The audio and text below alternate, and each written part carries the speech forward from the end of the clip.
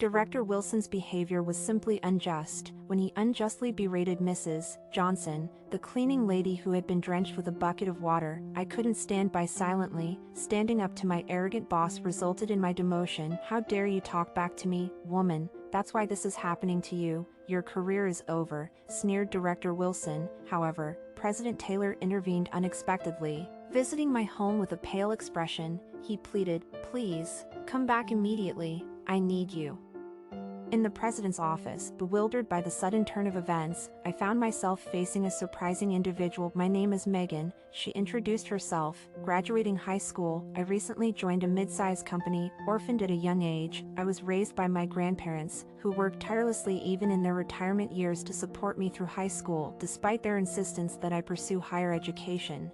I chose to work instead, determined to alleviate their burden, moving into my own place. Upon securing the job, I embraced the challenges it brought, driven by the desire to repay my grandparents. My colleagues were supportive, always willing to lend a helping hand and provide clear explanations. Determined not to disappoint them, I dedicated myself to the tasks at hand. However, amidst the camaraderie, one presence unnerved me: Director Wilson, arrogant and volatile. He would lash out at the slightest provocation. Rumored to be the president's relative, he enjoyed protection through nepotism. Despite lacking competence as a recent high school graduate and a woman, I was an easy target for his frustrations. While others noticed his behavior, they could only offer comfort in his absence. Enduring his sarcasm became a daily ordeal, as I reminded myself that this was the reality of the working world. Fearing the repercussions of losing my job and worrying my grandparents, I persevered. Emily Grace Johnson, the gentle and ever-smiling cleaning lady, became a source of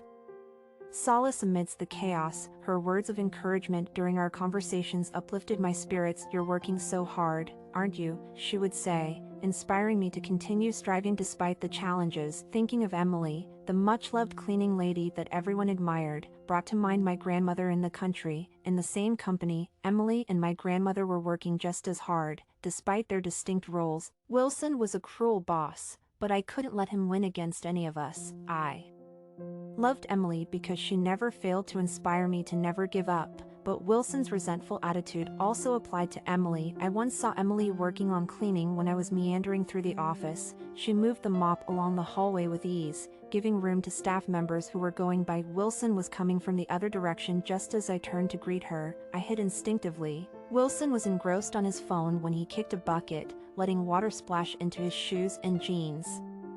Emily, who was always kind, ran to him in concern. Her concern was obvious as she asked, "Oh no, are you all right?" For a split second, I couldn't shake the feeling that he deserved it, but then reality set in. Wilson was the one with the reputation for being severe. He was quick to place the blame on Emily. He angrily exclaimed, "Hey, old lady, it's your fault my clothes and shoes got wet." I could see that Wilson's carelessness was what led to the mishap. In the corner of the corridor, Emily had gently set the bucket aside. Wilson's unwarranted wrath made me feel furious, especially since his actions just made Emily's job more difficult. Emily said, "I'm sorry. I'm so sorry," her uncertainty and agitation palpable. Wilson went on to complain about an impending business meeting and to demand an answer. Emily crouched down and started wiping Wilson's shoes with a fresh towel while apologizing again. Wilson's rage did not go away either. With obvious exasperation, he yelled, "It's not just about saying sorry, old woman."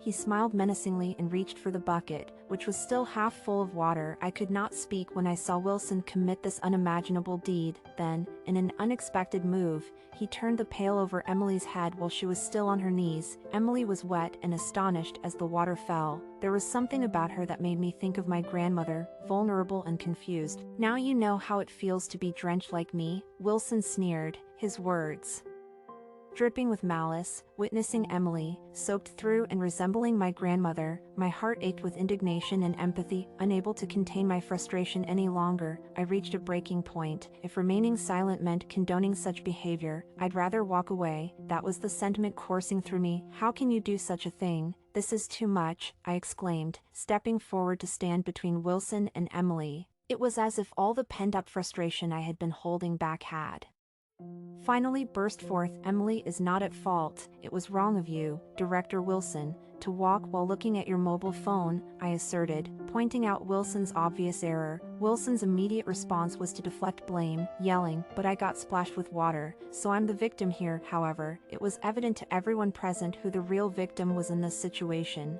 The commotion drew the attention of many employees, but even amidst the gathered crowd, I refused to back down. "Throwing a bucket of water on someone is unreasonable, that's downright violence," I continued, unfazed by Wilson's attempts to intimidate. Wilson, accustomed to having his way, found himself speechless in the face of my unwavering confrontation. Despite his bluster, he silently offered a handkerchief to the drenched Emily. However, it was clear that this gesture fell far short of what was needed. Emily, usually wearing a smile, now looked sad, tears welling up in her eyes as the awkwardness of the situation lingered. In a last attempt to salvage his pride, Wilson muttered, "You better be ready for what's coming," before hastily retreating. As the tension diffused and the crowd dispersed, Emily turned to me, her gratitude evident in her tear-filled eyes. "Thank you, Megan," she whispered, her voice trembling with emotion. It saddened me deeply to see Emily in such distress, her concern for my well-being surpassing her own discomfort from being wet, despite my outward assurance that I was fine.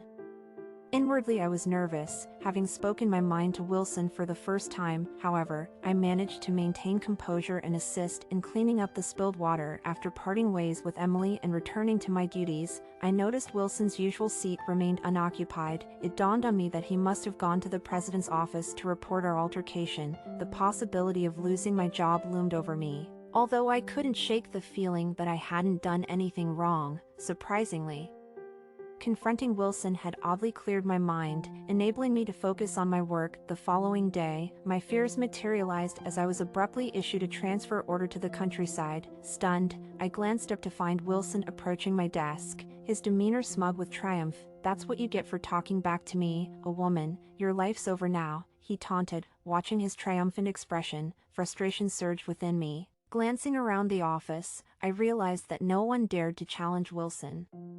Their collective indifference was equally disheartening. This was the reality of the company, a place where standing up to injustice was met with silence. While I had anticipated some repercussions, the apathy of my colleagues caught me off guard. Feeling dejected, I wandered aimlessly through the office corridors until Emily rushed to my side, apologizing frantically. "Megan, I heard what happened. I'm so sorry.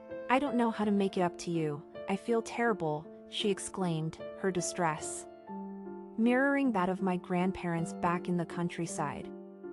Not wanting to burden her further, I straightened my posture and reassured her with a brave smile. "It's okay, Emily. I'm actually relieved to get away from that manager. It's a relief not to be fired. I've always wanted to stand up to him," I declared confidently. However, despite my attempt to appear composed, Emily's lingering worry remained evident. I longed for a reprieve from the relentless days that seemed to blur together. Even after my transfer was decided, the ceaseless demands of work persisted. Wilson, relentless as ever, heaped more tasks onto my plate, hindering my progress. However, amidst the chaos, the busyness shielded me from dwelling on my inner turmoil. Emily, once radiant, now seemed burdened with worry. Ever since learning about my impending transfer, her smile, once a constant presence, had faded, often lost in contemplation. I yearned to see that smile again before my departure. Bringing back her joy became my sole concern. With just a year under my belt at the company, I had a considerable amount to hand over. I meticulously completed all transfer procedures the day before my relocation.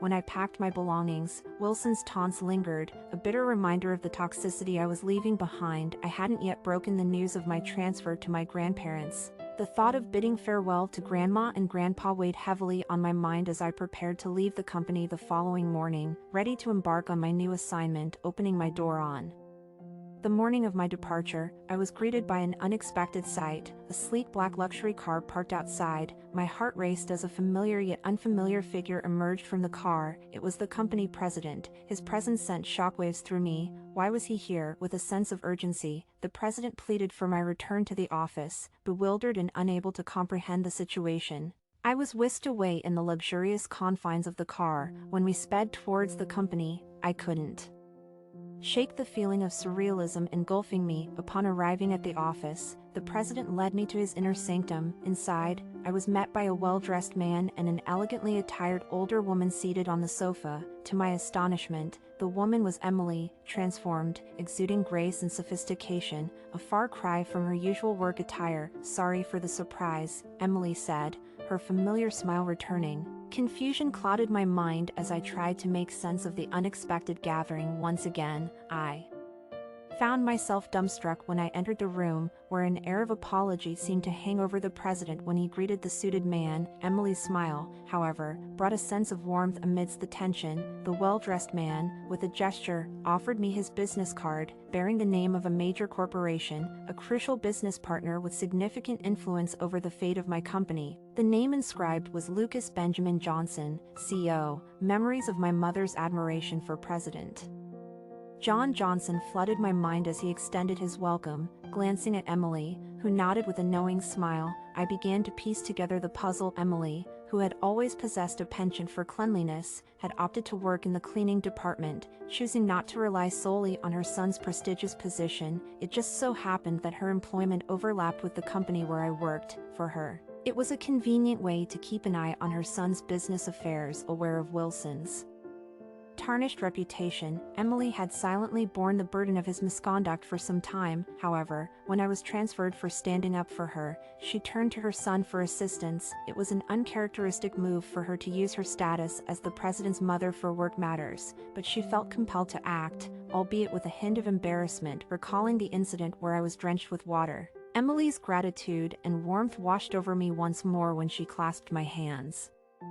Expressing her heartfelt appreciation for my support, President Johnson observed our interaction with a tranquil demeanor before turning to our company's president with a stern expression. His words were decisive. He could not continue business with a company that penalized young employees for doing what was right. There was a promise to reassess their partnership. Our president, visibly flustered, offered profuse apologies, promising that such actions would never recur under his watch. The validation of being recognized as a young person who stood up for principles brought me a sense of contentment. However, as I reflected on my transfer and the lack of support I had received, a lingering unease remained. I began to question my suitability for the corporate world, but Johnson's affirming words injected me with a newfound sense of confidence. For the first time since those events unfolded, I felt reassured that I had made the right choices. Upon my return to the company, what brought me even greater joy than reclaiming my position was the news of Wilson's reassignment to the countryside in my place. A month has swiftly passed, and the once domineering figure of Wilson, who had relentlessly shifted his workload onto others, now finds himself deemed redundant in his new setting. Rumors swirl about his imminent dismissal.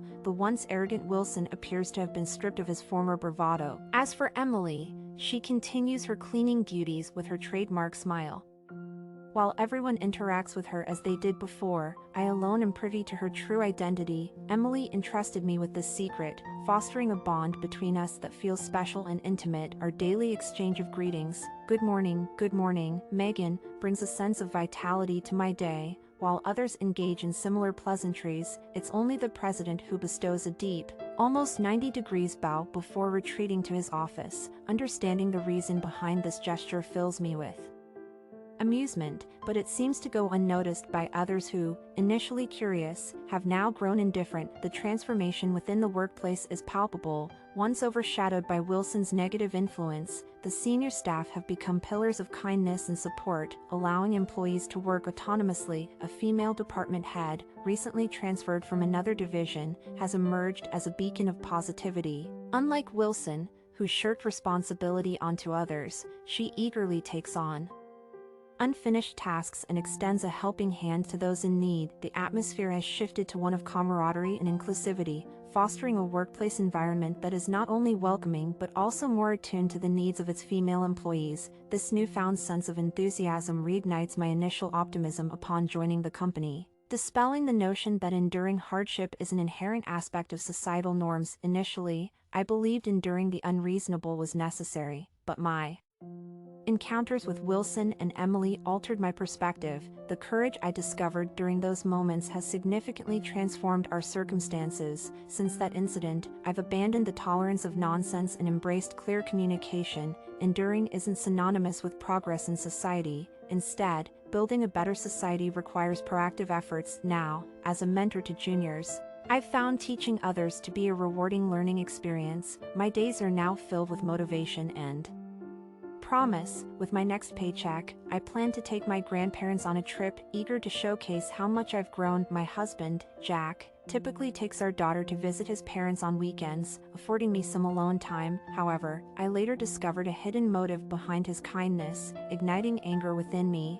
Despite this, an unexpected couple empathized with my frustration and took action against my husband's wrongdoing. I am Emily, residing with Jack and our daughter, Lisa. Jack's strained relationship with his parents often deterred him from visiting them. Even after our marriage, he would kindly suggest spending our days off together, avoiding the discomfort of his parents' company. However, with the birth of Lisa, I began to feel guilty about restricting their access to their granddaughter. I gently nudged Jack about the importance of allowing his parents to see Lisa, but he brushed it off, citing his father's strict demeanor as a deterrent. I hesitated to visit Jack's parents alone, given our already strained relationship. Reluctantly, I sent a letter enclosing a few photos of Lisa, apologizing for our absence. Each time, his parents responded kindly, thanking us for the photos and reassuring us not to worry about visiting. When Lisa grew older and it became challenging for Jack and me to spend time together as a couple, he suddenly began suggesting visits to his parents' house. He encouraged me to take some time for myself while he took Lisa with him. Initially feeling guilty about not seeing his parents myself, I offered to join, but Jack insisted that I rest instead, citing my busy schedule. Convinced by his insistence, I happily sent off my husband and Lisa, hoping it would improve relations between Jack and his parents. He returned home in a good mood after these visits, continuing the routine of working late on weekdays and visiting his parents with Lisa on weekends. However, I realized there was hardly any time for just my husband and me. One Friday night, I decided to wait for him to come home so we could talk. When he arrived, I expressed my desire to join them on their visit to his parents the next day. Surprised, he questioned my decision, but I explained that I wanted to spend time with Lisa and see her interact with her grandparents. I also mentioned our lack of recent quality time together. My husband hesitantly admitted that his parents seemed more comfortable when it was just him and Lisa. Feeling somewhat self-conscious with me around, his words left me speechless, but I decided to take his advice and spend some time for myself at home. Reflecting on his unexpected revelation, I couldn't shake the feeling that an unseen chasm was widening between me and my in-laws. Jack casually mentioned his plans to visit his parents with Lisa, leaving me with no option but to acquiesce. When they departed for his parents' house the following day, I felt compelled to reach out to my in-laws for the first time in a while. I penned a letter, expressing regret for our lack of communication and a desire to reconnect. Recalling the days when I used to correspond with them after Lisa's birth, I hoped for a similar response. However, uncertainty gnawed at me as I awaited their reply, checking the mailbox with increasing anticipation. Finally, one day, a letter arrived. With trembling hands, I tore open the envelope, only to be met with unexpected warmth. They expressed joy at hearing from me and inquired about Lisa's well-being, eagerly awaiting more photos. However, amidst their cordial words, a troubling realization dawned on me. If they hadn't seen Lisa in so long, where had Jack been taking her every weekend? Memories of Jack's recent behavior flooded my mind, the lingering scent of soap upon his return, his hurried showers on certain nights. It all fell into place like pieces of a grim puzzle. Could he be having an affair? Suppressing the urge to confront him immediately, I resolved to gather evidence first. That night, as Jack slept soundly, I unlocked his phone and delved into his messages. What I found confirmed my worst fears: plans for clandestine dates on his days off, messages arranging rendezvous, and intimate exchanges that shattered my trust in an instant. And there it was, irrefutable proof of his infidelity. I stumbled upon an email from the daycare center, revealing Jack's deceit. Instead of visiting his parents, he was dropping Lisa off at daycare while rendezvousing with his mistress. The revelation ignited a furious storm within me. A man who forsakes his own Daughter for an affair forfeits any claim to fatherhood. Determined to gather evidence, I suppressed the urge to confront him immediately and bided my time until the weekend. Following behind Jack and Lisa, I witnessed the heart-wrenching scene of Lisa being left at the daycare, her distress palpable when Jack eagerly made his way to meet his mistress. Oblivious to my surveillance, my suspicions crystallized into certainty. Their public display of affection at the train station erased any doubt of Jack's infidelity. In a moment captured on my phone, they revealed the depth of their betrayal. Amidst this turmoil, a call from Jack's mother shattered the moment. Learning of my father-in-law's sudden hospitalization, I rushed to pick up Lisa and hastened to his bedside. My mother-in-law's tearful gratitude clashed with her husband's unconscious form. Despite her efforts to rouse him, he remained unresponsive. In the midst of this distress, Jack's absence loomed large, his phone silent to my frantic calls. After persistent calling, Jack finally answered, his casual tone betraying his deception. Claiming to be fishing with his father, he feigned ignorance of his mother's frantic calls. His nonchalant attitude shattered when I revealed the truth. His father lay in a hospital bed, a fact he conveniently ignored to pursue his rendezvous. The shock in my mother-in-law's eyes mirrored my own when Jack's web of lies unraveled. Confronted with undeniable evidence of his infidelity, Jack stumbled for excuses, his guilt laid bare. My revelation of the letter to his parents, exposing his deceit to them as well, left him speechless. His attempt to salvage the situation fell flat as I declared an end to our marriage. Amidst the chaos, a sweet voice interrupted, confirming his betrayal. Despite his attempts to silence her, the truth echoed loud and clear, with my mother-in-law as a witness. The path to alimony became clear, offering a semblance of justice amidst the wreckage of our marriage. As I hung up the phone, disbelief washed over me, mingled with the bitter taste of betrayal. My mother-in-law's gaze held a mix of astonishment and sympathy, a silent acknowledgement of the pain Jack had inflicted upon us both. With each lie exposed, the facade of our family shattered, leaving behind only the stark reality of his deceit. The letter you sent me was the key that unlocked the truth about Jack's affair. How could he betray us like this, especially with such a wonderful daughter? His choice to prioritize his mistress over Lisa cut deep. It all made sense now why he had lied about fishing with his father. He was meeting his lover instead. While infidelity was one thing, his neglect of Lisa was unforgivable. I had been quietly gathering evidence, preparing for divorce, when your call interrupted my thoughts. Your apology wasn't necessary, but I appreciated the sentiment. It didn't feel right discussing our family matters while your husband lay in that hospital bed. Then, unexpectedly, my father-in-law's raspy voice pierced the room, urging me to let go of his son. Startled, my mother-in-law and I turned towards him. Despite his weakened state, his words held a weight of finality. Hastily, I summoned the nurse while my mother-in-law sought the doctor's assistance. Relief washed over us as the doctor assured us of my father-in-law's improving condition. As we held hands, a moment of shared joy amidst the turmoil, Jack entered, his attempt to deflect my anger with excuses and reassurances momentarily swayed me. For a fleeting moment, I almost believed his words, hoping against hope that his betrayal was just a misunderstanding. I confronted Jack with the concrete evidence I had gathered. There was no room for deception. His feeble attempt to pass off his meeting at the train station as a casual encounter with a colleague didn't fool me, even as he maintained his gaze. I saw through his facade, but just as I was about to be swayed by his familiar tactics, my father-in-law intervened. His voice laced with years of frustration, Jack's facade crumbled under his father's wrath. His feeble attempt at defiance quickly silenced. With undeniable proof laid out before him, Jack finally relented, admitting to his affair. The weight of his father's disappointment seemed to crush him, prompting him to accept my terms without protest. We would proceed with the divorce once his father was discharged from the hospital, with me gaining full custody of our daughter and receiving alimony and child support as agreed upon. Following my father-in-law's suggestion, I drafted a written agreement, which Jack signed before hastily leaving the room. Likely to return to his mistress, left alone with my in-laws, I offered a sincere apology for the turmoil that had befallen our family. My father-in-law's response was one of understanding and absolution, placing the blame squarely on Jack's shoulders. His words painted a picture of a man consumed by his own desires, unable to heed the counsel of Others, when I reflected on his words, I couldn't help but wonder if Jack's reluctance to return home was driven by more than just his affair. Perhaps, deep down, he knew he had yet to truly mature. Even after entering into marriage and fatherhood, I realize now that my optimism may have been misplaced, and I deeply regret the burden I've placed on you. I'm truly sorry, my mother-in-law spoke hesitantly,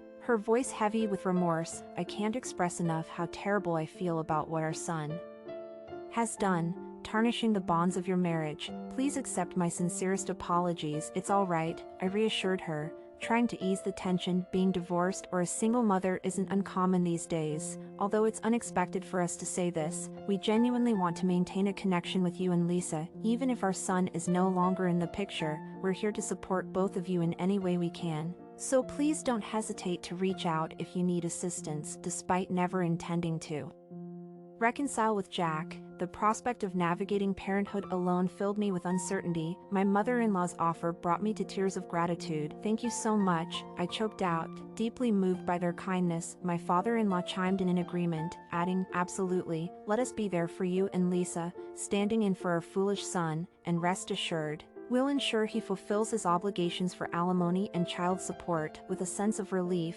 I bowed deeply in gratitude. As my father-in-law recovered from his hospital stay, I began visiting their home with Lisa more frequently. Seeing her bond with her grandparents blossoming brought me immense joy. Despite my lingering worries about Jack, as if sensing my concern, my father-in-law kept me informed about Jack's situation. True to form, Jack quickly sought solace with his mistress after leaving the hospital. However, his hopes of financial support from her were dashed when she vanished shortly after he mentioned alimony. It seemed she had been using him for his money all along, and once it dried up, she disappeared without a trace. Finding Jack's mistress proved futile, making any attempt to claim alimony from her impossible. However, following my father-in-law's counsel to set the alimony slightly above average, the support I received from Jack proved sufficient for my needs. Jack soon realized he couldn't fulfill his financial obligations with his dwindling assets, prompting him to turn to his parents for assistance, but my father-in-law,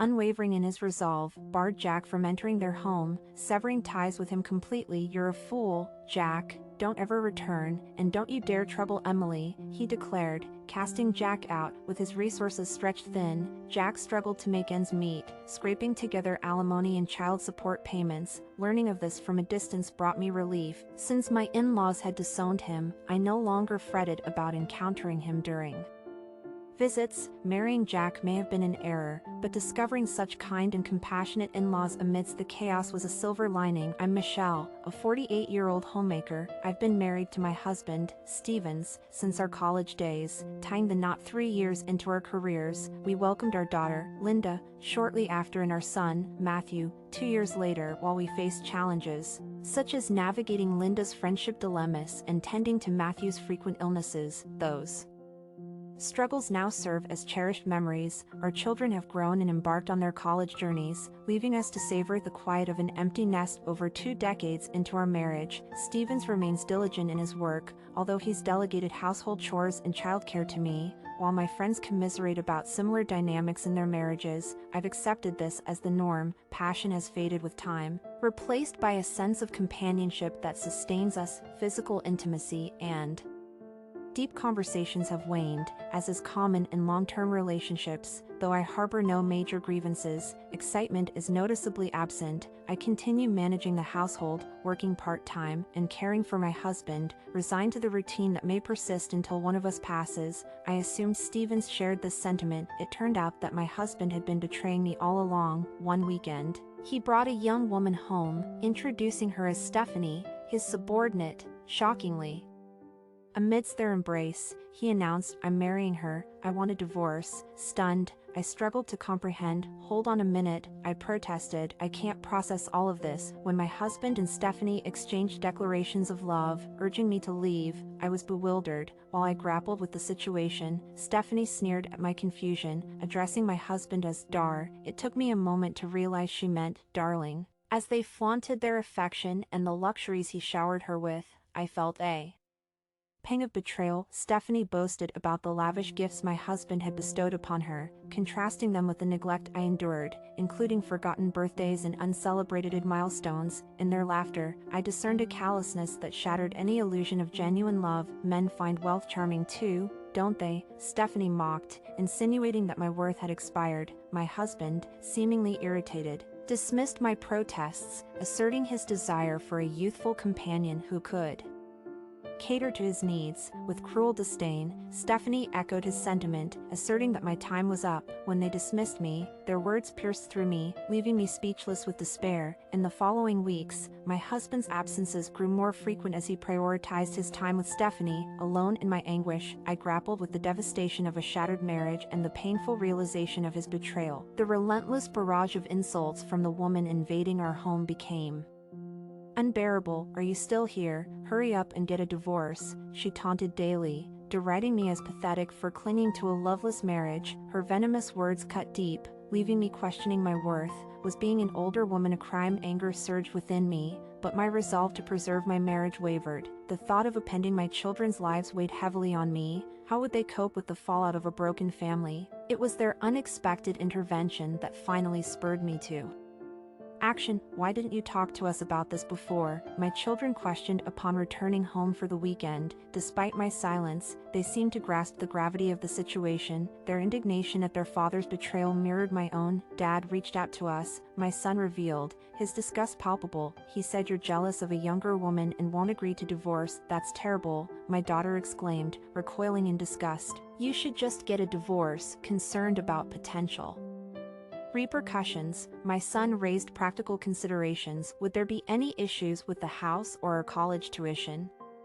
Their unwavering support emboldened me to prioritize my own well-being. If someone judges me based on this, they don't belong in my life, my daughter declared firmly. My son's pragmatic outlook provided clarity. You could focus on yourself more, you'd be free from all these annoyances. Their words resonated deeply. With their encouragement, I began to envision a future free from the shackles of a loveless marriage.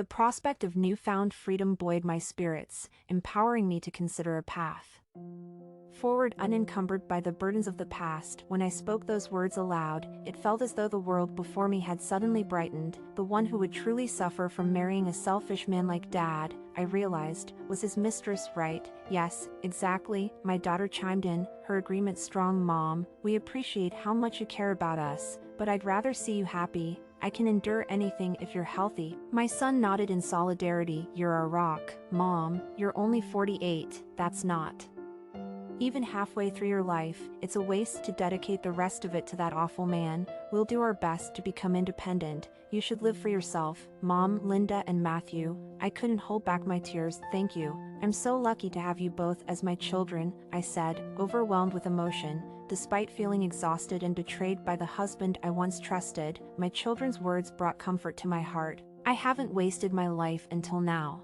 and I won't in the future. I won't hesitate anymore. I'll live the rest of my life for myself. Once I had fully overcome my feelings for my husband, I took swift action to file for divorce while their affair was ongoing. There was a risk that their relationship could end before our divorce was finalized. Complicating proceedings, I hired a lawyer specializing in divorce cases and made preparations to move out once everything was in order. I informed my husband of my intentions and arranged a meeting to settle all matters, such as the children's college expenses, asset division, and alimony, within reasonable bounds. Honestly, I wanted to leave him penniless, but ensuring a smooth divorce process took precedence. Besides, it was evident that the cheating pair was headed for disaster, and any unnecessary actions could prolong the proceedings. I didn't want to provoke unnecessary conflict. My ex-husband paid me a lump sum, as if he were discarding an expired item, akin to paying for a garbage disposal. The mistress hesitated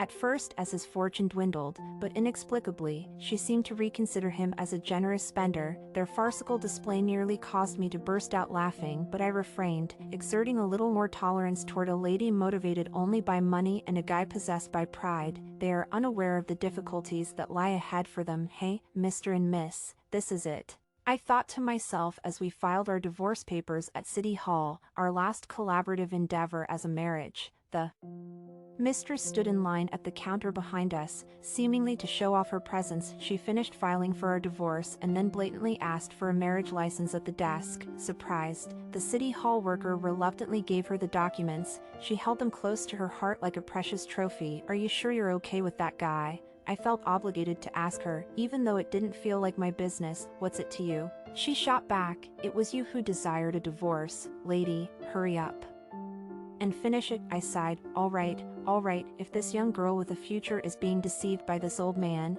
it's truly a pity." And with that, I left them behind, lost in their marriage registration paperwork, wrapped up in a cozy hug. When I stepped out of City Hall, the sky was blue and clear. I questioned whether the two of them were staring at the same view. I started a new chapter in my life as a result. I moved into one of my flats after the divorce, and of course there was no rent, since it was in my hometown. I could always find someone to chat to because there were so many of my former classmates there. Also, it was in a handy transportation location, making weekend visits by my son and daughter possible. I'm so grateful to my parents for providing me with this environment. My main concern was leaving my part-time job, which I had done for a long time. Fortunately, it turned out to be a chain business, and the manager made some contacts to obtain me a job under the same terms. At a store close to my new residence, years of assiduous labor paid off. I only had mild loneliness once, in the first month, when I overcooked. I now enjoy living alone and preparing meals for myself every day. I got a call from an unidentified number approximately 6 months into this new journey. When I unintentionally answered it, a woman's piercing screech greeted me without an introduction. "Hey, lady. Everyone in the family and the firm is saying they're not coming to our wedding. Isn't that your fault?" Her tone of accusation stuck with me. It was the mistress of my ex-husband, laying the blame for the results of her own behavior on other people. It was excessive. I had only told my spouse the truth about our divorce so that I could go live with a young coworker. I said goodbye to everyone who had been nice to me, but it was genuinely puzzling that no one came. The members in my ex-husband's family and workplace were honest and did not put up with lying. She objected. "We were just looking for true love." "Oh, really?" I retaliated. "Then how about explaining to everyone what true love truly means?" The folks in my husband's immediate vicinity appeared to be sensible and strongly opposed to the two adulterers. I found solace in the affirmation of the strong marital bond one had cultivated over the past 2 decades. Despite the woman's uproar, the wedding was ultimately postponed. It wasn't the rational arguments from those around her that influenced the decision, but rather the revelation of her pregnancy. When the child was born, she went out of her way to demand a baby gift from my children and me. On the other hand, my ex-husband seemed to have said something thoughtless to the kids, like urging them to be kind to their new sibling. Of course, we couldn't accept that. My daughters were taken aback by the news of their half-brother, who was more than 20 years younger. I empathized with their complex feelings, but I understood that the child wasn't at fault for being born. So, when she contacted me demanding gifts for the baby, I responded with maturity. However, she continued to complain, oblivious to the fact that people were keeping their distance. "It's not true," she argued. "If they see me, they should know that the new wife is lovely. We need to make our debut at a wedding ceremony." I couldn't help but chuckle. "Wait, you still want to have a wedding? How naive." "Of course," she exclaimed. "I made a promise with him. I'm going to wear a white dress at the wedding, and we'll go to Hawaii for our honeymoon. We'll take photos in the wedding dress with the blue sea in the background." "You're jealous, right?" I couldn't help but smile at her cheerful enthusiasm. "That's a lovely dream, but do you know how much it will cost?" She seemed momentarily flustered, but then boasted, "It's okay because he earns a lot." I gently reminded her, "He may be earning now, but your husband will retire when your child is still in middle school. After that, even if he's rehired, his income will significantly drop, and his pension is still far off." I could sense a shift in her demeanor over the phone. "In fact," I continued, "considering his age, his salary is just average. He's already earned most of his lifetime income." She seemed stunned into silence. It was evident that she had made a hasty decision to have a child. Just as I had suspected. "It's quite concerning, isn't it? In just over a decade, he'll be hitting 60, and his health doesn't seem to be in the best shape. High blood pressure is no small matter. Have you had a chance to review his medical examination results?" It's important to stay on top of these things, especially with his aversion to hospitals. My ex-husband shares the same sentiment, which made convincing him to go for regular checkups quite the challenge. He seems to brush off his health concerns and indulges in whatever he pleases. I couldn't help but express my worries to her as she sat there, speechless. Do you think he'll be able to continue working until retirement without addressing these health issues? But don't worry about yourself, you have many years ahead of you in your career. Speaking of which, are you currently on maternity leave? Oh, forgive my sarcasm. I know the situation with your job isn't exactly favorable. It's unfortunate that news of your infidelity and illicit marriage has reached the higher-ups. Facing disciplinary action certainly doesn't bode well for your return after maternity leave. A friend, who happens to be my ex-husband's colleague, brought this to my attention. Perhaps if you had realized the consequences before, you might have had a chance at redemption, but it seems reality has finally set in. Good luck with managing household chores and taking care of the baby. It's clear he won't be much help in that department, but if your love is genuine, you'll find a way to overcome these challenges. I truly admire your resilience. With that, I ended the conversation, not interested in hearing her response. It's evident she's facing the consequences of her actions and the reality of her rushed marriage. I have better things to do than revel in her misfortune. Fast forward a year, and when I was leaving my apartment, a familiar voice called out to me. It was my ex-husband. This was the first time we had seen each other since the divorce. Despite our differences, it seems he's making an effort to reconnect with our children and mend our fractured family. He assumed that since I lived in my parents' apartment, he was aware of my fortune. My ex-husband grinned, a peculiar twist at the corners of his mouth. Long time no see. I tried to remember if he had always had that sinister smirk on his face. His smile had faded into the distance in recent years. Despite the wave of emotions, I was surprisingly able to handle the interaction calmly. What do you want? In a cold tone, I asked. You seem cold, don't you? We spent 20 years as a couple. You were the one who ruined the partnership. My ex-husband ignored my bitter expression and started complaining non-stop about his new married life. To put it succinctly, his new spouse constantly badgered him about handling money, taking care of the child, doing laundry, and washing dishes. She also advised him to play with their child, start preparing for retirement, and assume greater parental responsibilities. He complained that she was making unreasonable expectations, even if that was the standard in society. It must have finally occurred to her that this unhelpful, sluggish man would be a burden in retirement, particularly in this day and age when fathers actively assist in childcare and household tasks. The problem, I said, is that even after 2 years, you still fail to understand your role. Women change when you get married, he went on, without taking notice of my comment. It's frightful. However, you never asked me to help with the kids or clean the house, did you? You're right, I said. The past was distinct. I also believed that to be the standard. I believed you to be the only person who genuinely loved me because of this. Excuse me. His ridiculous statement shocked me so much that I blinked in shock. I watched as my ex-husband scratched his nose, a sheepish grin spreading across his face before he spoke. Must be lonely being single at your age, he began, his words laced with an odd mixture of nostalgia and delusion. You're even more beautiful than when we were married. I thought maybe you were waiting for me to come back. Sure, you're a little older, but you were always the best because you never complained.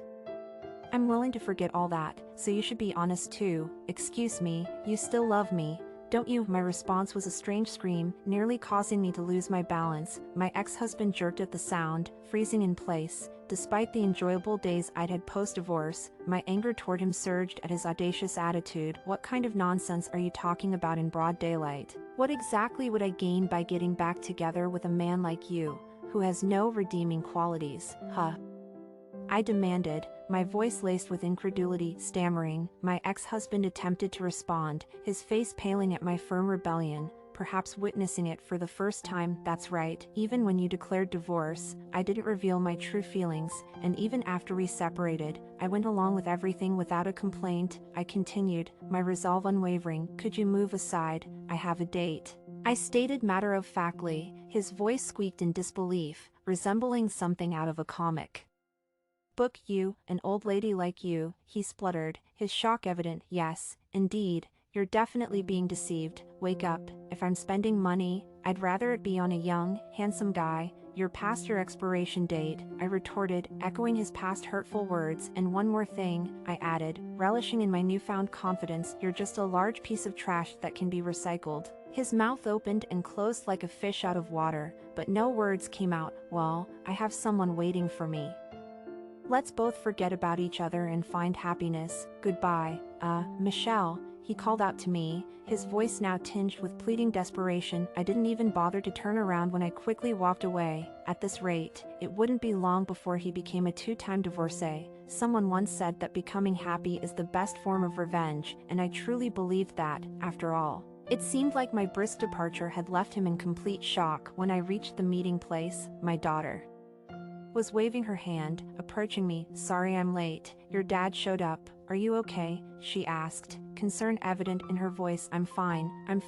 I finally got to say everything I wanted to say, and I feel so refreshed. But right now, it's all about the concert, I replied, pushing aside the lingering thoughts of my encounter with my ex-husband. Hey mom, shall we go? My daughter asked eagerly. Yes, let's, I agreed, a smile spreading across my face. Today was the concert of a male singer I've always loved, and it was my second time attending. I had even become capable of securing tickets without my daughter's help. While I had picked up other hobbies, following this singer remained my top pleasure. I attend his musicals with friends, play his new songs over and over in my car, and even my son sends me updates about his performances on TV shows. I reflected, it's not just the freedom to chase after what I love that makes me happy, but also the fact that everyone is supporting my passion. I might be laughed at for being an old woman fan, but it's fine, I'm not bothering anyone. After all, this is my life. I had completely forgotten how fun it could be to live for myself, cooking for my family,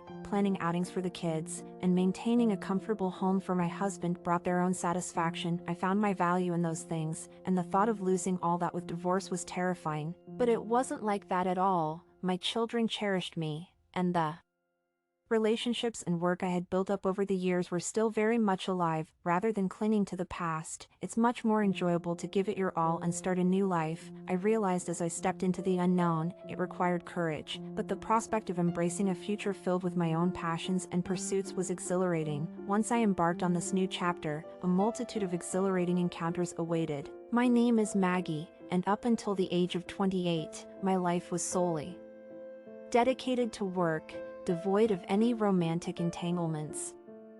It dawned on me, almost unexpectedly, that I had reached this milestone age amidst the relentless whirlwind of busyness. Observing some of my younger colleagues entering into matrimony at 24 or 25 stirred a latent sense of urgency within me. Would I be destined to spend my entire life within the confines of this company? While I hold deep admiration for my seasoned senior colleagues and their remarkable professional acumen, a part of me fervently resisted the notion of remaining single indefinitely. Then, along came George. His kindness, evident in his consideration for my preferences during our outings, was a novelty in my experience with men. I found myself swept off my feet and happily accepted his proposal. Our wedding was a joyous affair, and amidst the celebrations, George, with his characteristic composure, reassured me about the worries I had harbored. Women have it tough, he remarked, unperturbed by societal norms. Indeed, it seems age is a concern primarily reserved for women, while men are afforded the luxury of time. As for my in-laws, George's father shares his calm demeanor, while his mother exudes an unexpected assertiveness. Though we have no intentions of cohabiting with them, opting instead for occasional visits during holidays,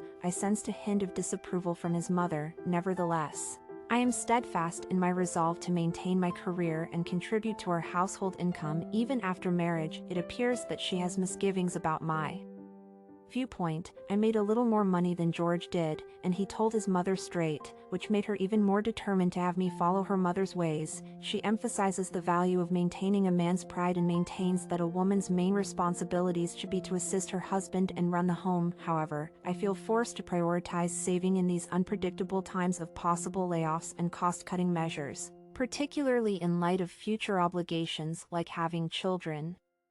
George agrees with me on this issue, but he gets overwhelmed a lot with his controlling mother around. I decided to avoid any pointless conflicts with my mother-in-law after realizing the pointlessness of needless encounters with her. So, which travel agency are we considering? George's sudden question brought me back to the here and now. Although being married is a big deal, our upcoming honeymoon is also a big deal. I can't decide as I thumb through brochures featuring tempting European locations and varied travel packages. My heart aches for Europe's charms, with its grand stained glass windows, quaint cafes, and historic cities. This is definitely a once-in-a-lifetime opportunity with so many options available. George, in his usual carefree style, puts up little of an argument. You can choose whatever one you like best, he says sarcastically. Nonetheless, I understand how serious this choice is. We have been saving hard for our future and our future family, but we have also set aside some for this luxurious trip. Our honeymoon is an unmatched experience, a short vacation from the rigors of work and life. Can I sleep on it and decide tomorrow?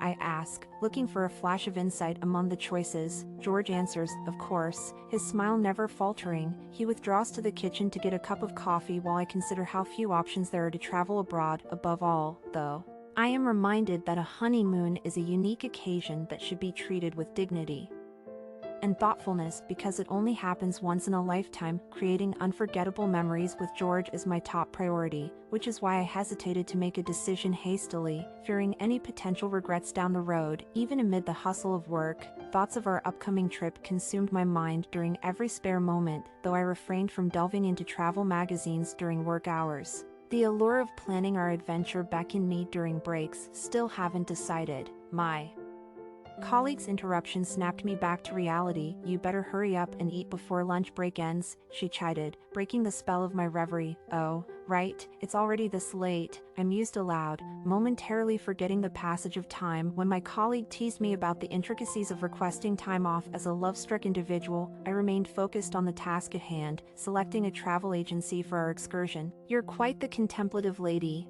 aren't you? My colleague's jest went unnoticed as I delved deeper into planning this significant milestone in my life. Make sure you do your job responsibly too, will you? I'm giving you the time off after all, my boss chimed in, his words serving as a gentle reminder to maintain my professional diligence amidst personal excitement. Feeling a pang of guilt for my recent distractions, I resolved to regain my focus, opening a file on my computer.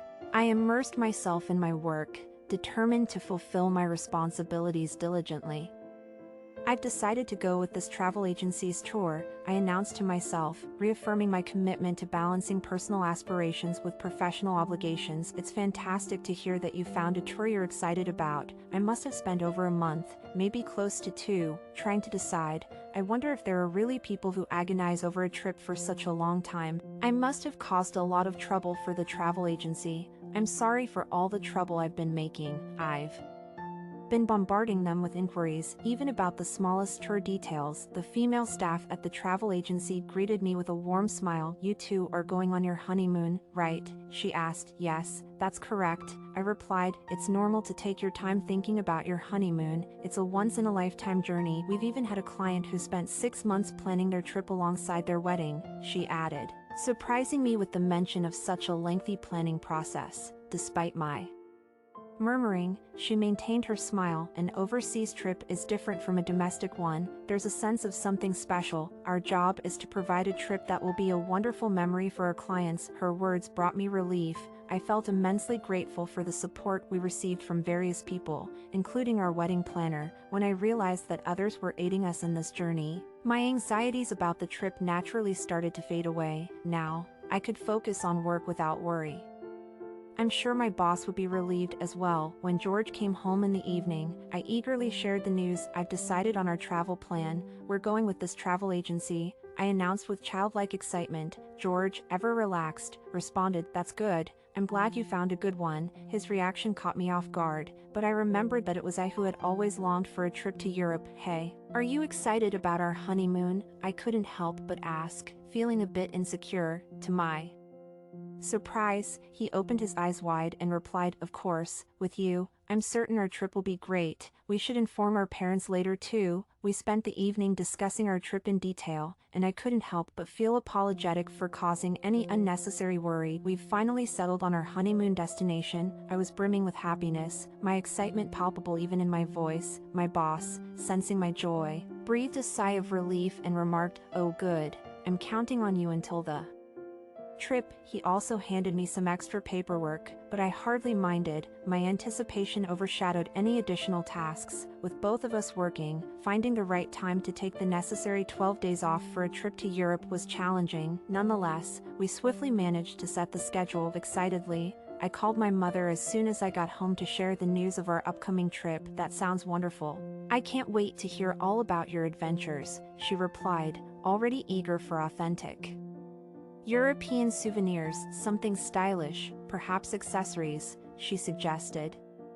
With her blessings, all I had to do was pack, an activity I've always enjoyed. Checking the weather at our destinations was part of the fun preparation process. Contrasting with my impatient demeanor, George approached his travel preparations with calmness. A week before our departure, we had both finished packing when he suddenly proposed buying a new suitcase. Taken aback, I questioned the need for it. However, George clarified that he intended to prepare an additional suitcase to accommodate souvenirs for our parents and colleagues. With our medium-sized suitcase already near capacity with clothing and essentials, his suggestion made practical sense. When George proposed the idea of acquiring an additional suitcase, I found merit in his suggestion, considering the possibility of encountering unique antiques or treasures during our travels. Grateful for his initiative, I appreciated his rare display of interest, especially since he had been reserved during our wedding planning and previous trips. The day before our long-awaited honeymoon, my heart raced with anticipation.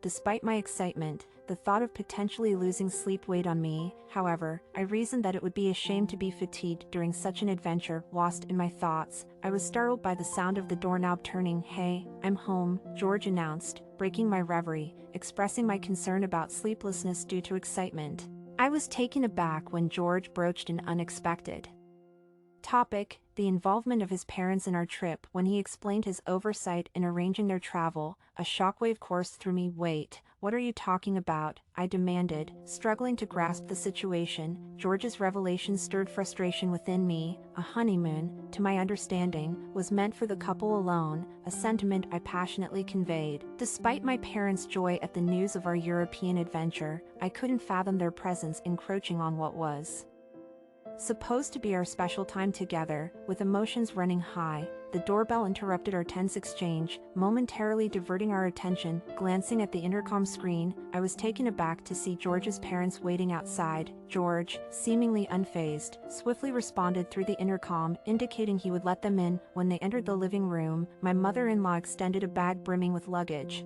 Oblivious to my shock, with a sense of vulnerability washing over me, I turned to George, hoping for some sign of support. However, he appeared unperturbed, as though this turn of events was to be expected. Though I hesitated to confront my in-laws, I couldn't concede on this matter. We had meticulously planned this honeymoon, and accommodating additional travelers at this stage seemed implausible. Moreover, our tour bookings were already full, and securing extra tickets was out of the question. Despite my attempts to reason, my mother-in-law remained resolute, insisting that it was only natural for a wife to serve her husband's family. Feeling a surge of frustration, I challenged the notion that honeymoons and family trips were interchangeable, but my mother-in-law remained steadfast, citing past family dynamics to justify her stance. Irritation simmered within me as she flaunted her triumph, recalling her own experiences. It was evident that my objections were falling on deaf ears, and I braced myself for the inevitable conflict, standing my ground.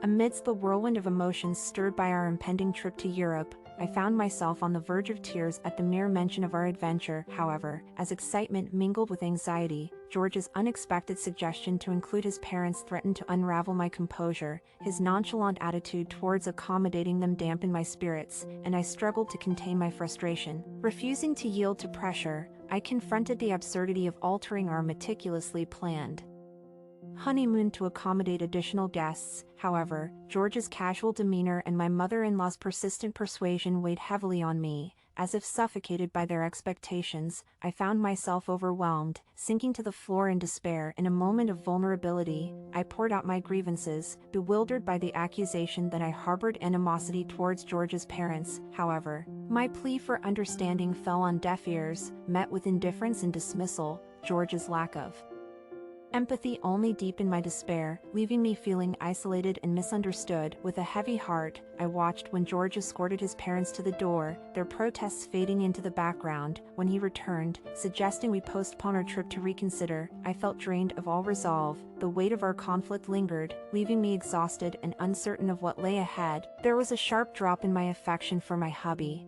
I began to doubt our future together when he put his folks before me. With my husband's passivity and my mother-in-law's meddling, it seemed impossible to face life's obstacles as a single front. In the midst of this disappointment, I decided to phone the travel agency since I couldn't stand the idea of going overseas while going through so much emotional upheaval. The workers kept asking me to cancel since they could tell I was serious. Even after they explained the cancellation procedure to me, I saw it as a mere formality and had no regrets. George and I were silent for several days. Our previous chat hung unanswered, with George's pledge to pick it back up later. Neither of us tried to patch things up or resume our conversation. Then, right before supper, George suddenly put divorce papers on the table and announced that he was taking his family on the vacation, whether or not I approved. Oddly enough, I found myself almost automatically agreeing to his ultimatum. George was obviously shocked when I told him we were divorcing. His incredulity rang in my head when I painstakingly finished the paperwork. However, in the midst of the paperwork, this breakup could seem like a honeymoon. I began to wonder if I could live with this man after realizing that he was incapable of protecting me in the most important moments and couldn't enjoy the things that meant the most to me. It seemed the appropriate thing to let him go on the trip with his parents. I said that I was going to take the divorce paperwork to the family court the next day, while George, now fully committed to his position, filled out the form with shaking hands. George seemed to waver for an instant, but I was firm in my choice. The finalization of our divorce brought surprise to my parents, though my mother, upon learning about the circumstances, cheerfully remarked that severing ties with such an unconventional family was for the best. Regret lingered for causing inconvenience to our loved ones and wedding guests, but support gradually emerged from unexpected corners. My colleague, once teasingly referring to me as the troubled maiden, seemed to find solace in my assertion that breaking free from a man still tethered to his mother was the right choice. Conversely, George found himself facing the consequences of his actions. Venting about my perceived heartlessness to his colleagues only served to highlight his own absurdity, earning him the unenviable title of a mama's boy. Shocked by the disparity between societal norms and his family's dynamics, George's professional standing suffered. Once regarded as laid-back, he now faced criticism as an incompetent and irrational employee, leading to an inevitable transfer to a challenging branch office in Nebraska. Amidst this upheaval, George's suggestion to cancel the trip came with a price. He bore the full burden of the cancellation fee. Though the journey had been tumultuous, the sting of hurt lingered. A reminder of the trials endured, I sighed, unprepared for the typical business conversation, as a senior colleague's fleeting glance caught me off guard. To my astonishment, though, she paused and gave an insight that really struck a chord. You know, solo trips aren't all that horrible. Her remarks had a warmth I hadn't expected. Even though she was known for being distant and competent, her unexpected candor piqued my interest, and we ended up talking about a side of her I had never seen before. Her joyous, sorrowless smile gave off an air of release. That's when she told me about her divorce, erasing any trace of grief from her expression. That's when I understood that my impression of her as someone who was only focused on her profession had been lacking. When I thought back on her trip, I became aware of the limitations I had set for myself in an effort to conform to social norms. I had become so engrossed in playing the perfect wife that I had forgotten about my own goals and wants. Upon hearing about my colleagues' experiences finding comfort in traveling alone, I couldn't help but feel a connection. Her invitation to embrace solitude as a source of freedom resonated deeply with me. It sparked a realization that true happiness might lie beyond the confines of societal expectations. Perhaps it was in pursuing hobbies or finding a genuine life partner untethered from the shadows of my past marriage. In that moment of laughter shared between us, I felt a newfound sense of possibility, liberated from the shackles of convention. I embraced the prospect of charting my own path towards fulfillment when I contemplated the true meaning of happiness. I knew that I had ample time to explore and discover what truly resonated with my soul, and as for the allure of elitism, I began to question whether its attainment was truly synonymous with genuine fulfillment. After all, true fulfillment cannot be measured solely by external accolades, but by the authenticity of one's own journey among those diligently working. Not all are deemed elite. My name is Samantha, and despite my efforts, I've often felt belittled. Married for 2 years to Robert, a certified public accountant, I found myself constantly compared to his success. Despite my own career, I couldn't match his income, resigning myself to the belief that it was inevitable. Being a CPA promised stability, the potential for self-employment, and a sense of enduring security. However, in the shadow of Robert's expertise, I felt perpetually inadequate. Desperate to avoid any hint of shame as his wife, I strived to meet unspoken expectations. Then, one fateful day, my mother-in-law's unexpected visit disrupted a tranquil weekend morning. Caught off guard by her arrival, I scrambled to tidy up the house, my leisure giving way to chaos. Despite her own impeccable appearance, she wasted no time in delivering cutting remarks. Her words pierced through me, reinforcing the sense of inadequacy that lingered in her presence. Her insistence on traditional gender roles only intensified my feelings of guilt and incompetence. When I scrambled to fulfill her expectations, I couldn't help but wonder if I would ever escape the shadow of comparison. I had anticipated that Robert would rally around me and defend me, but instead he started making sarcastic comments. "She's a slacker on the weekends," he replied in response. "A certified public accountant's wife being a slacker is simply too much. This is very embarrassing. That is a significant issue. A certified public accountant is a member of the elite, not like Samantha, who works for a corporation that is considered to be average. The poor Robert, you need to have a better understanding of him." At that very moment, Samantha decided to chime in, but she utterly missed the point. "I think I'm in a similar position because I work too," she stated in response. It was my intention to respond with, "Know your place, dear," but I refrained from doing so. "I understand, but you don't have to say it like that." The situation seemed to be getting more and more problematic, and I couldn't help but be concerned about what the future holds. My mother-in-law made the surprise announcement that she would be moving in during her inspection visit, which prevented me from reflecting any further on the matter. "Dad is gone, and it's inconvenient for me to live alone," she said with explanation. "That's why we need to check this place thoroughly and make sure it's suitable for me to live in." I was shocked by the news. I was completely unprepared for this information, as my spouse and I had not engaged in any prior conversation about it. Moreover, in the midst of what was supposed to be a house inspection, she was casually exploring every nook and cranny of our house, delivering unpleasant remarks along the way. Last but not least, I finally interjected, "Mother-in-law, that's our bedroom." Feeling frustrated, "Oh my the goodness, what exactly is this?" She walked into our personal area and asked, "Is this left as it was when you woke up, with no cleaning up?" She then proceeded to ask this question. The act of entering the bedroom of a couple without their permission felt extremely indecent, and I was unable to conceal my growing fury. I mumbled under my breath, "This is so annoying," as I walked away, but despite my irritation, I couldn't help but feel a twinge of remorse, and I made the decision to apologize. When I attempted to defuse the atmosphere, I apologized to my mother-in-law. "I'm sorry," I said. However, she continued her unrelenting inspection of our house, as if she were undisturbed by the situation. When she finished her rounds, she started to express her dissatisfaction with the situation, as she grumbled, "This house is not going to cut it. It is not accessible, there are no handrails on the stairs, and there is no space for me anywhere in the building. Because I am not a dog, I am unable to reside in a confined space such as a doghouse. I will use your bedroom, and you are free to make the living room into a more conventional space."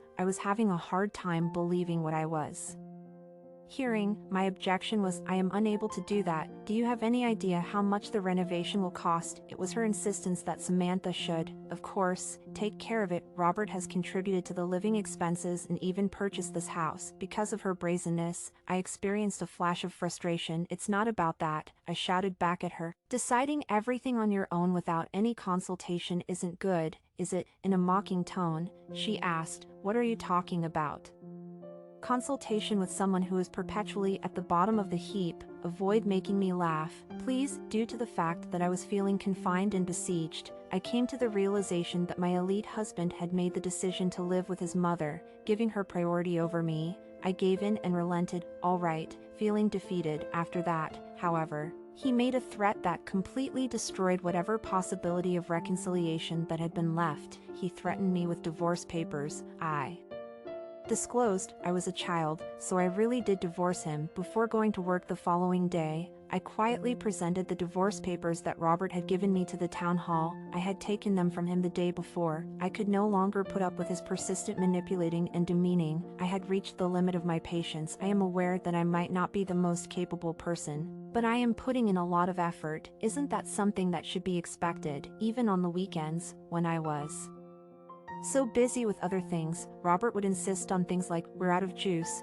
go buy some," or "I want sushi for lunch." It seemed as though he was expecting whatever he wanted. Every time, I would rush to satisfy his requirements, which included going shopping, ironing his shirts, cleaning his shoes, and preparing and freezing a week's worth of meals. I was always on the run, and I had no time to rest because I was always trying to meet the requirements of my spouse. I finally hit my breaking point with both my husband and my mother-in-law as a result of this pattern of behavior that never seemed to end.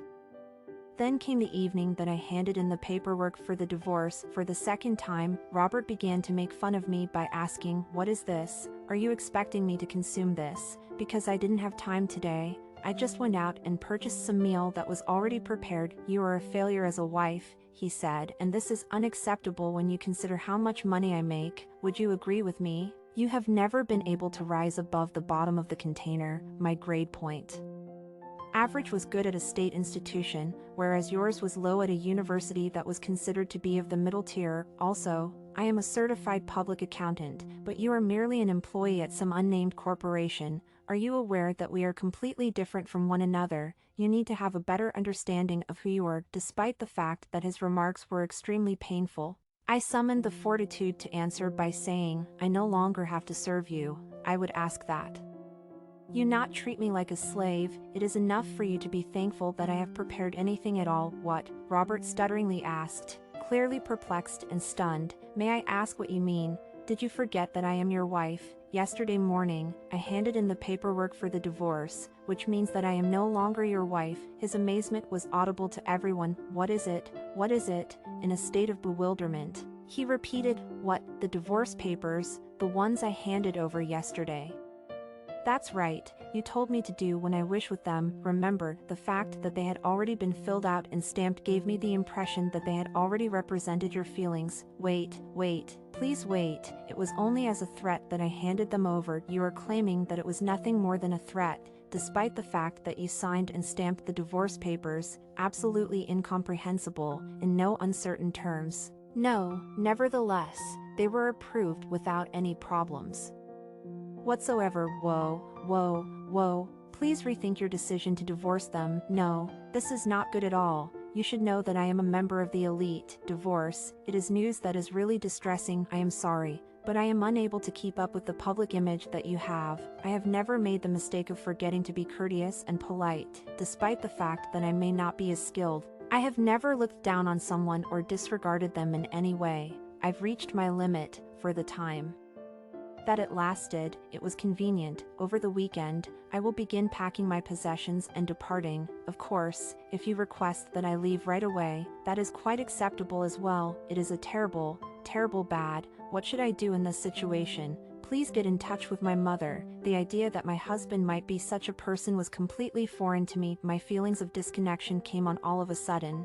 After I had submitted my petition for divorce, I experienced a brief moment of uncertainty, wondering if I had made the appropriate decision. All of that, however, has been swept away now. It was my intention to pack up my belongings and head back to my parents' house this coming weekend. In spite of the fact that it does not include a significant amount of my personal items, it matters not. As soon as I considered how simple it was to break a marriage, I began to ponder the true meaning of the term family. Perhaps it was because we were unable to create familial relationships, or because we did not have children. I don't believe that to be the case specifically. The issue was with our relationship. the two of us were unable to develop a connection with one another. I have made the decision to quit ruminating on it because there is no purpose in feeling regret over it. Since I am no longer in a relationship, all I need to do is concentrate on my career. I was thinking about how I will be a different person the following week, which was helping me get inspired for work. But then, over the course of the weekend, I borrowed a car from my father in order to relocate my packed goods, and my ex-husband didn't even care to assist me. He simply kept walking about the house in a persistent manner. When I first heard him, I didn't understand what was making him so anxious, but after an hour, everything made perfect sense. In an effort to make amends with my ex-mother-in-law, he called her because he was embarrassed by the fact that he had divorced me. The moment she came, he made a beeline for her and immediately began to explain everything to her. After that, my former mother-in-law came up to me and said, "Samantha, you are truly doing anything you want to do, aren't you? I am not in agreement with you getting a divorce. Do I need the consent of a parent in order to get a divorce?" If you remember correctly, I was presented with the divorce papers directly in front of you. Your argument that you were unaware is not valid. In all honesty, you don't seem to comprehend anything, do you? The threat that is posed by a mere piece of paper is obvious. That is why you would take it so seriously. Robert is a member of the upper class. Would you be able to describe what it means to be the wife of a member of the elite? As a result of Robert's social standing, I failed to marry him. Exactly what kind of awareness are you referring to? It is irrelevant whether or not he is a member of the elite. Would you please comprehend my point? An elite's wife is a privilege that only a select few people have been able to achieve, that has been accomplished by you.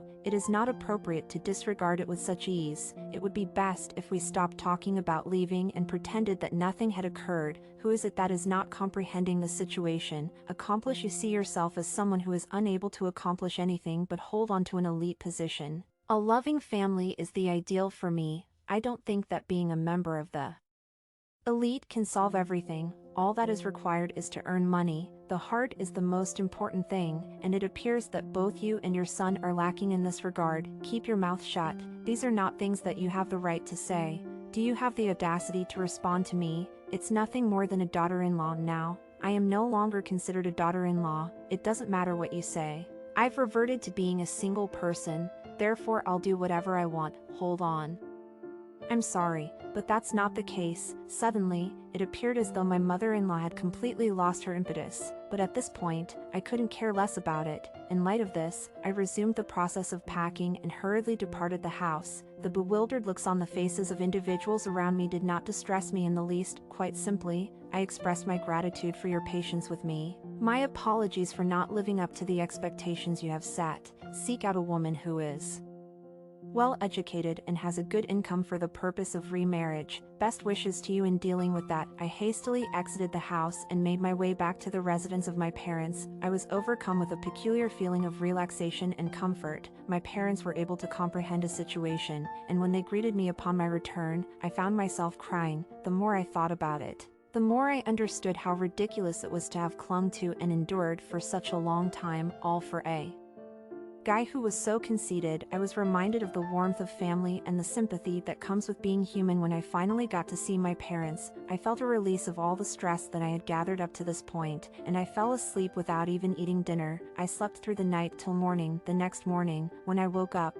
I felt for the first time in a while that I had experienced a profound sense of revitalization. It was my responsibility to prepare breakfast for my parents. The home-cooked lunch evoked thoughts of nostalgia, bringing about a contrast between the realization that I had come home and the remorse that I felt over the time that I had wasted. On the other hand, I never in my wildest dreams anticipated that I would have to start again in my 20s. My parents, however, suggested that it could be a stroke of luck, and I concurred with their assessment.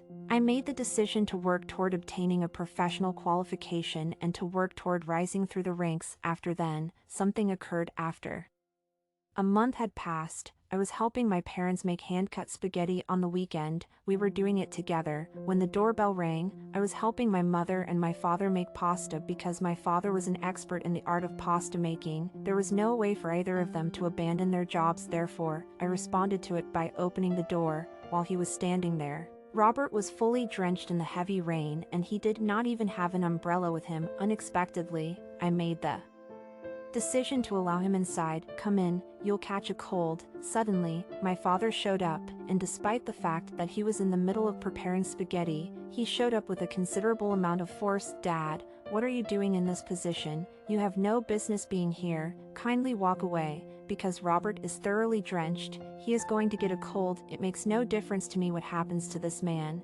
I couldn't care less, and he is the worst. He caused you to endure pain. Still, you should leave this place as soon as possible. At that very moment, my ex-husband knelt down and begged for forgiveness. This was a scene that completely blew my mind. That man, Robert, who had been so proud of himself in the past and looked down on me, appeared to me as if I had never seen him before, and at that moment, he began to speak. "I'm sorry, father-in-law, for being such a bad influence on the situation. Permit me to get right to the point. Kindly allow me to remarry Samantha. Please, I am sorry for the way I have behaved as a man, but I have come to the conclusion that I cannot survive without her. Please, I beg you to do so." "On what planet are you talking about at this very moment? It is too late. Should you return, I am unable to stay alive by myself. I am unable to cook, clean, or do laundry. I depend on Samantha. From this point on, I am confident that we will be able to coexist peacefully. In addition, my mother desires to live a peaceful life. She is getting older. It's over if she is unable to move at all. Please, Samantha, assist me in any way you can. Why are you unable to return?" "That is exactly what it is, which is typical of you. There is no more room for improvement. Don't take this as a joke. Samantha is not a housekeeper, to be sure. Return to your house, and never again show your face." "Father-in-law, I am no longer considering myself to be your father-in-law. Please refrain from referring to me in that manner. Father-in-law, Samantha, please. Assist me, Samantha, please don't kick me out of the house." "Hey, hold on a second." My father stepped in and said, "He is just struggling because he can't clean, do laundry, or cook." I was almost tricked once more, but Dad interfered and clarified the situation. "There is nothing he can accomplish without me. At this point, my ex-mother-in-law is just looking to laze around." It would appear that he was unable to work out his differences with his overbearing mother and his own pampered ego, which is why he sought my assistance. There was nothing but tension between them, and it looked as though they were fighting all the time. In the midst of everything that was going on, he thought about me, as if I had requested that he bring me into his thoughts. When I was finally able to go back to my previous life, there was no way I would do so. Therefore, my ex-husband was asked by his mother to take care of all the chores that were associated with the household. He will have a difficult time because he has to work, clean, do laundry, and do chores all at the same time. It would appear that he has finally comprehended what it is that I have been doing all this time, but it is already too late. Ignore their struggles as a family unit. What they did to me was exactly that. As far as I can tell, my ex-husband simply could not take it anymore. He went away, abandoning both his career and his life in the process. It was then that I became aware of what a pitiful individual he was. I moved out.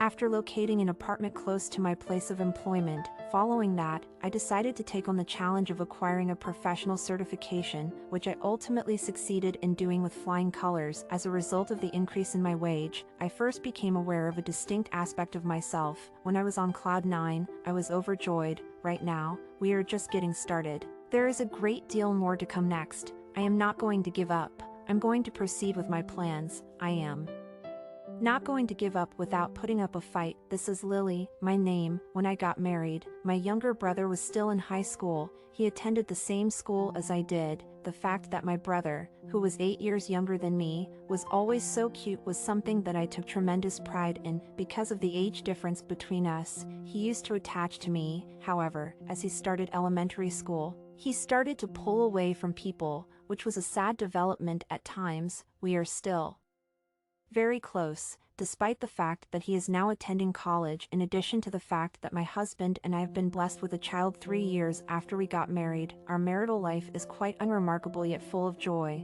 During the time that my kid was born, my brother was attending college, yet he had a great deal of love for my son. He went so far as to purchase a large number of toys and clothing for himself using the money that he earned from his part-time work. When it was decided that my brother would shortly begin working and graduate from college. Our family, which included my husband and kid, my parents, and my brother, assembled at the home of my in-laws to have a brief conversation about the matter. The subject of the conversation was our parents, who resided in their own home by themselves, despite the fact that it was a fantastic thing that my brother was able to find employment. He ended up having to relocate very frequently due to his job. We stayed in a condo that was not too far away from our house since, in a typical situation, I believe the oldest son would remain at home at the moment. However, my brother is unable to remain at home because he has a job that compels him to relocate. In addition, we are concerned about our parents because they are of a relatively advanced age. After considering all of these factors, my brother requested that our family take care of our parents. My husband is the second son, and my brother-in-law and his wife are currently residing with my in-laws. This is a fortunate circumstance. My husband also expressed his concern by saying, "I'm worried about your parents, let's make our home together." With our parents' approval, we made the decision to tear down their old house and construct a brand new house that would accommodate 2 families on the site. After some time had passed, my brother had tied the knot. "I want to come over and introduce her to you all," he wrote in his message. Upon receiving the message, my mother and I were so ecstatic that we were unable to contain our happiness, and we hopped around in excitement. I couldn't believe that my brother, who had been so young at one point, was about to get married. It is a contemplation that is quite emotive. He is my one and only brother, and that fact will not alter. We have gotten into arguments, and there have been times when I have wished I didn't have a brother. However, he is my brother. I was truly delighted by the news that my brother had tied the knot. After that, the day of the promise arrived. In addition to being a very attractive and beautiful person, the woman that my brother brought was his fiancée. A lovely smile appeared on my brother's face in front of her, and seeing that made me feel a great deal of joy. He appeared to be acting differently than he normally does. I could tell that he had a deep affection for her. "Greetings, Dad, Mom, and sister as well. This is my fiancée, Allison." And my brother was the one who introduced her to us. She also made a slight bend to her head. And following that, we engaged in a number of other conversations. It was at work that they first became acquainted. They have been dating for about 2 years. They are currently living together, and she is even willing to accompany him to his next appointment. My time spent getting to know her went by very quickly. Following the departure of my brother and his fiancée, my mother remarked, "She appears to be a very admirable young lady." When I heard my mother say that, it made me feel really joyful, since I felt exactly the same way. In accordance with the plans, my brother tied the knot. Around half a year later, they would visit our family home on multiple occasions throughout the year, particularly during significant holidays such as Thanksgiving and New Year's, and we would have the opportunity to spend time together as a family and enjoy the company of our loved ones. My sister-in-law gave birth to a baby and did so without any complications. 1 year later, my sister-in-law was a striking resemblance to the gorgeous newborn daughter that was born not long ago. When my brother's family came to play, my kid had also grown up at that point, so every time they came, my son was there. The delicate moments that he and his niece enjoyed was a source of comfort and happiness for him, and he devoted himself to taking care of his niece, despite the fact that I had already tied the knot. I was lucky enough to keep a close relationship with both my parents and the family of my brother. The frequent visits from my brother's family progressively decreased, and his wife's presence grew increasingly sporadic. My brother's wife also became less frequent. Initially, there were explanations for her absence, such as Sarah having commitments or Allison feeling ill. However, as time went on, her absence quickly became noticeable. On the occasions that she did pay a visit, she frequently displayed a bitter attitude, notably toward their daughter. I was greatly worried by the persistent sensation that I was observing a more negative aspect of my sister-in-law, and I was unable to escape the feeling. Her visits eventually came to an end, and a number of years went by, at which point there was no further communication. My brother did not reveal the details of their divorce to us until Sarah was in the 3rd grade. His spirit was visibly broken at the time. We were left feeling concerned, but we were unable to go deeper into the reasons behind their breakup because his answer was lacking in detail and was quick. When I made an effort to bring up the matter in a private setting, he simply stated that he was unable to continue the marriage. My brother's ex-wife was granted custody of his daughter, and he accepted without question to give financial assistance for her. This was despite the fact that my brother cherished his kid. I was taken aback by this capitulation, which led me to suspect that the facts leading their divorce were not entirely clear. Although my family and I were concerned about my brother's health, he seemed to be accepting of the circumstances and asserted that he was able to find comfort in his profession. Exactly 2 years later, my brother came back to our house with a bright expression, which was a clear indication of a significant shift in his nature. It was impossible for me to refrain from inquiring about the reason behind his recent surge of joy. This information was disclosed by him with a shy smile, and he admitted, "Actually, I'm dating someone now." Andy indicated that he would like to present her to us at some point in the future, and I instantly communicated this idea to our mother. In the beginning, she was taken aback, but she quickly became filled with tears of delight in light of the fact that my brother had previously been experiencing feelings of exhaustion and melancholy as a result of his divorce. My mother had been very concerned for him as she watched him recommit himself to finding happiness. She felt an overwhelming sense of relief. "Please do not hesitate to bring her home at any time," my mother begged, her eyes glistening with joy over the situation. After a period of 2 months, he showed up with his girlfriend, who was a striking contrast to his previous marriage. The quiet beauty and gentle kindness that she exuded immediately captured us. She was a sight to behold, as was the case with my brother. She had been married in the past but did not have any children. An instantaneous connection appeared to be formed between them as a result of the experiences that they had in common, and it was clear that my brother considered himself extremely fortunate to have discovered such an extraordinary companion. During the course of our lengthy conversation, which was filled with laughing, the girlfriend of my brother fondly referred to me as sister-in-law, which was a gesture that made my heart feel warm and fuzzy. Not long after that, they made the announcement that they were going to go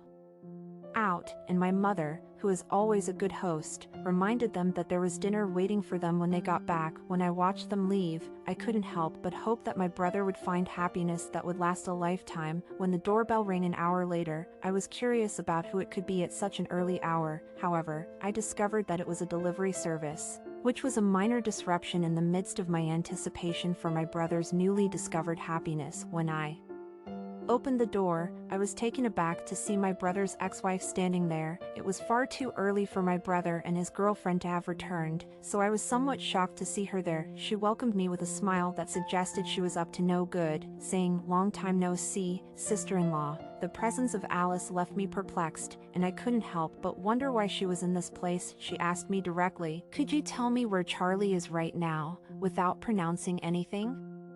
First, she looked directly at me. I was taken aback by her unexpected inquiry, and I experienced a surge of anxiety as a result. For what reason did she decide to show up today? Out of all the days prior to my having the opportunity to answer, my mother stepped from the house and greeted Allison with a cold and polite manner. "Oh my goodness, it's been a year, dear mother-in-law. How are you doing?" My mother did not react well to Allison's attempt to provoke a reaction because she maintained her composure and distance from the situation. "It's no longer true that I am your mother-in-law," she responded in a manner that was more official, saying, "If you have something to say, make it quick." Allison persisted, unfazed, and expressed her want to inquire about something that was of significant importance. In spite of the fact that my mother and I were not aware of the specific causes that led to the divorce of Charlie and Allison, we were aware that Charlie had reached a point of no return. As soon as I found out about Allison's unanticipated visit,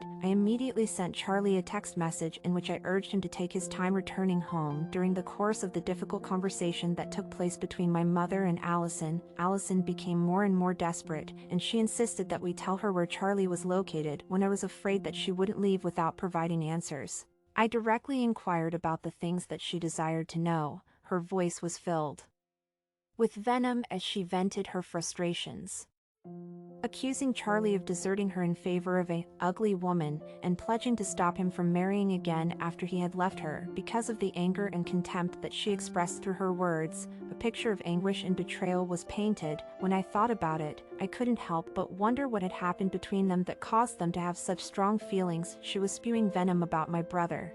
Her face contorted with malice. My mother and I were utterly repulsed, but Allison remained relentless. Charlie has nothing to do with you anymore. Whoever he chooses to be with now is none of your concern, I asserted, but my words fell on deaf ears. I divorced him because he claimed to be tired of marriage life, and now he wants to marry a woman who's not even half as good as me. That's absolutely unacceptable, she screamed with fury. Even as my mother implored her to leave, Allison refused to budge, adamant that she wouldn't depart until she obtained Charlie's address. As she stubbornly planted herself in the entryway, I dreaded the inevitable confrontation when my brother returned. Despite my frantic text warning, they arrived anyway, catching me and my mother off guard. As my brother approached, his face flushed with anger, I knew he had seen my message about his ex-wife's presence and hurried back. What the hell is going on here? He demanded, his rage palpable. Then, noticing his girlfriend, Allison couldn't resist making a cruel remark. Oh, this is your new girlfriend. She really is ugly, isn't she? What do you see in her? With a snide laugh, she continued her assault, suggesting that my brother would prefer to reconcile with her rather than marry his current partner. Unable to bear Allison's viciousness any longer, I raised my voice in defense of my brother's girlfriend. Despite her embarrassment, my brother's girlfriend remained silent as Allison persisted. She even pushed her forcefully on the shoulder, prompting me to rush to her side. Witnessing this, my brother's demeanor shifted drastically. Enough is enough, he declared in a tone colder and sterner than I had ever heard from him. Even Allison seemed momentarily taken aback by his unwavering resolve. Why are you angry? I'm just saying it for you, Charlie. If you really care about me, stay out of my life. This is your last warning. Don't get involved with me again, he warned her sternly. His gaze unwavering, though momentarily stunned. Allison's demeanor quickly hardened again. But it was clear that my brother had drawn a firm line in the sand. She couldn't bear the thought of him marrying another woman. If you're going to marry someone as unattractive as her, she exclaimed, you might as well come back to me, and if you refuse, I won't allow you to see Sarah again. Not to mention you haven't paid child support this year. The outburst caught everyone's attention, including mine. It was surprising news to me that my responsible brother had apparently neglected his child support duties. As our mother expressed her surprise about the child support, my brother chimed in, why did I stop paying? Because I don't have to anymore. His statement shocked us all. What do you mean? Our mother demanded. Sarah isn't even an adult yet. You should pay until she turns 20. But my brother dropped a bombshell. Why should I pay for a kid that's not mine? He declared. The room fell silent as his ex-wife stumbled to comprehend. Sarah is our child, isn't she? She stammered. But my brother, with a grim expression, revealed the DNA test results. It turned out that the child he had believed to be his daughter was actually the product of his ex-wife's affair with another man. Charlie had started feeling uneasy as his daughter grew up and bore no resemblance to him, prompting him to seek a DNA test. The results shattered his belief and unveiled his ex-wife's infidelity, even during their marriage. He was now seeking legal counsel. His ex-wife's face paled as she realized the implications. That's why I don't need to pay, Charlie asserted coldly. Return all the child support I've paid, and be prepared to compensate for the deception. With those words, he escorted his ex-wife out, leaving my mother and me in shock. Charlie's girlfriend seemed unfazed, suggesting she was aware of the situation. As Charlie tried to lighten the mood with a smile, I couldn't help but feel the weight of his burden. It must have been incredibly difficult for him to carry the secret alone. Even amidst the decision to divorce, however, amidst the turmoil, there was a silver lining. I found solace in knowing that Charlie had someone he could confide in, his girlfriend, now his wife, who stood by him through thick and thin. Their bond grew stronger, and a year later, they welcomed a child of their own. Over the years, they became a regular presence in our home, sharing meals and laughter together. Gone are the days of seeing Charlie burdened with distress. Instead, he has blossomed into a loving father, relishing every moment with his adorable daughter. His transformation fills me with joy, and I keep in touch with his wife, hearing about his newfound happiness and devotion to his family now. As we gather for meals and share in each other's company, both my mother and I find comfort in witnessing Charlie's contentment. We pray daily for his continued happiness and blessings, knowing that he has finally found the peace and joy he deserves. Above is today's story. If you like it, please subscribe and give it a thumbs up. See you next time.